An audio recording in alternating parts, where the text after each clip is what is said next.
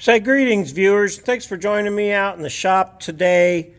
Real quick, and I wanted to make sure I could do this before I videoed it. I should have started the video sooner, sure, but I didn't.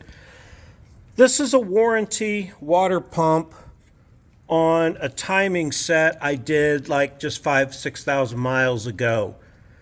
Now what I did was take everything apart like I was going to change the belt. When it got down to where I got it up to 0, top dead center number 1, and I marked my timing on the belt where it was, okay? Clamp those down so you don't lose them.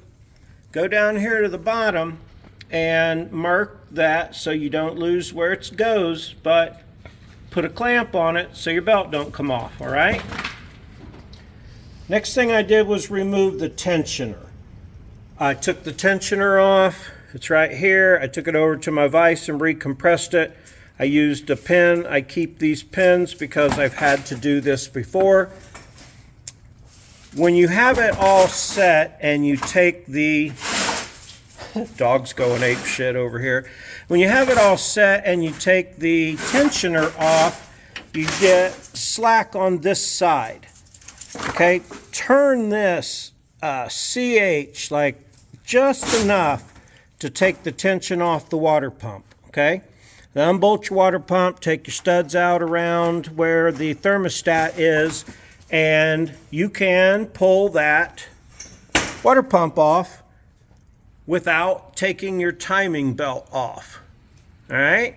Now, maybe you just want to go ahead and pop it off there and put it back on, but I wanted to try and do it without taking it off. It wasn't any extra labor really because you still have to take the tensioner out.